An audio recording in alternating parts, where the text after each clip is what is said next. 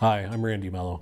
As President and on behalf of the Paramedic Chiefs of Canada, I'd like to take this opportunity to provide you with an update of the recent activities of our association.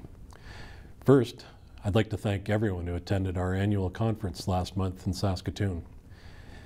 This was a fantastic opportunity for the paramedic leaders, researchers, academia, and our industry partners and stakeholders to network, share best practices, and hear from a robust lineup of speakers that made our conference program so dynamic.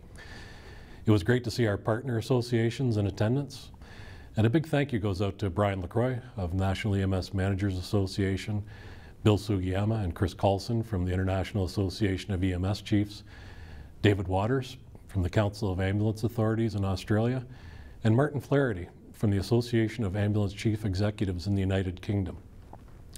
Collaboration with our international counterparts is so important as we discuss the future and alignment of paramedic leadership around the globe. In addition, I'd like to thank Gary Wingrove for hosting the International Roundtable on Community Paramedicine adjacent to our conference. This two-day event boasted over 60 speakers providing updates and innovation on community paramedicine. I applaud the IRCP for continuing this important discussion for now over 12 years. Adjacent to our annual conference, the PCC Board of Directors held 2 days of board meetings. We discussed our efforts on a strategic plan. Chief Kevin Smith of Niagara EMS facilitated this key part of our business, and we were able to identify gaps, celebrate successes, and focus on our mid and long-term goals.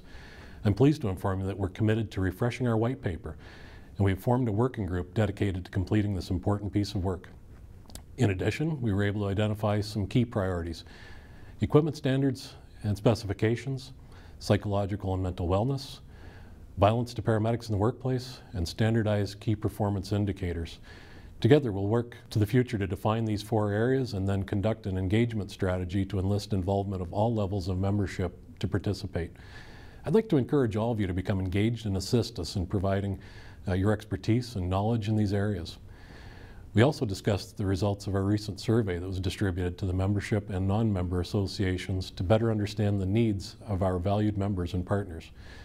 The responses we received from this survey were grouped into several common themes: communications, a clear message requiring an update of our white paper, national and provincial integration and collaboration, and a need for us to be strategic, self-identification, and organizational design. We recognize that these are areas we need to review and improve upon, and our intent is from this survey to ensure value for membership. As such, we form working groups to action each of these categories.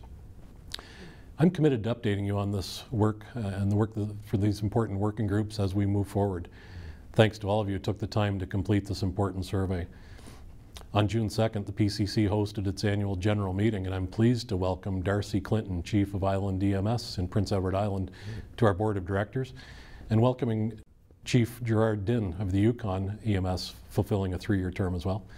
I'd also like to congratulate Chief Jerry Schreimer of MD Ambulance and Christian Schmidt of the Winnipeg Fire and Paramedic Service on their re-election to the positions of Treasurer and Secretary on our executive team. Both Jerry and Christian have been invaluable members of our executive, and I'd like to thank them for their time and resources and expertise that they've contributed to us. This April, I was able to represent the Paramedic Chiefs of Canada as an observer on the Cause 4 cross-border exercise that occurred in Sarnia, Ontario. The great work that has been accomplished through the Centre for Security Science paramedic portfolio role has been vital in introducing priorities of the paramedic community into this exercise. As such, a number of intriguing concepts were proven that could ultimately lead into enhanced interoperability and which can result in improved responder safety and even patient outcomes. At the beginning of May, PCC was asked by Public Safety Canada to participate in the Emergency Preparedness Week kickoff, and I represented PCC in Ottawa.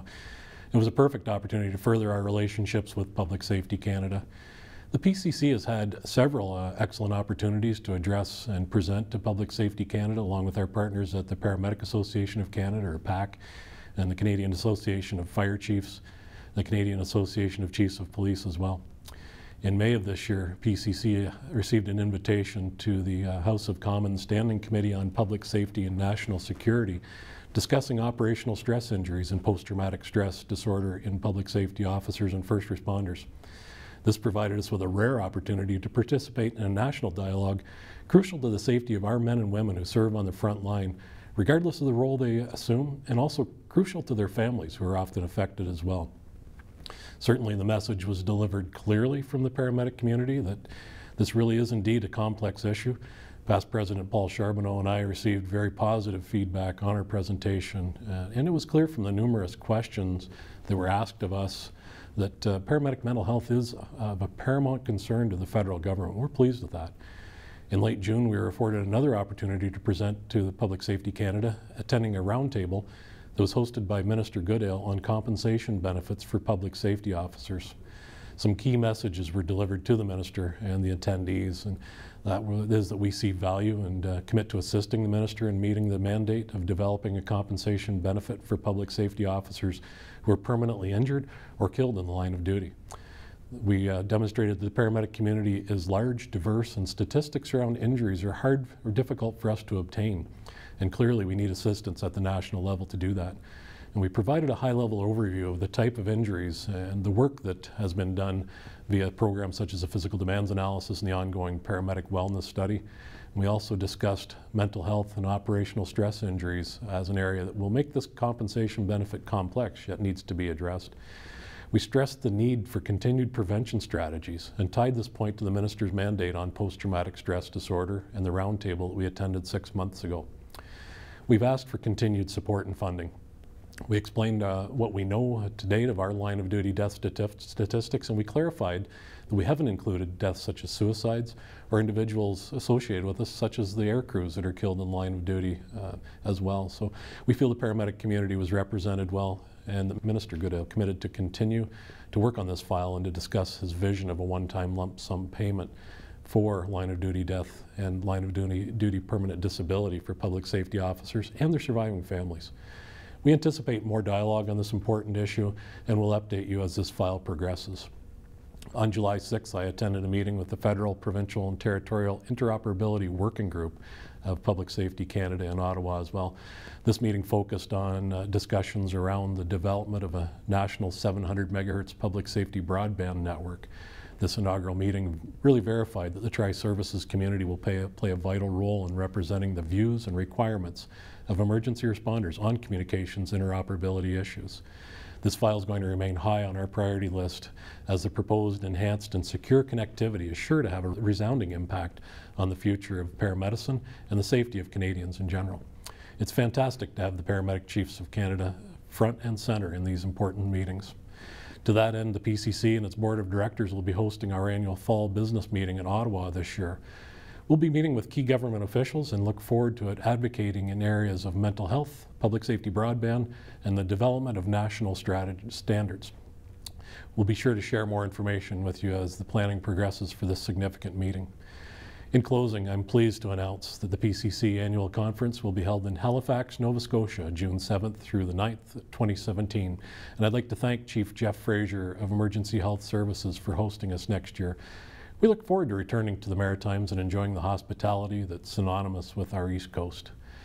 I'd like to thank all of our sponsors for their continued support of our association: Furno, Zoll, Physio, Crestline, Demirs, Interdev, and Phillips. Your partnership is crucial to advancing and aligning paramedic leadership in Canada.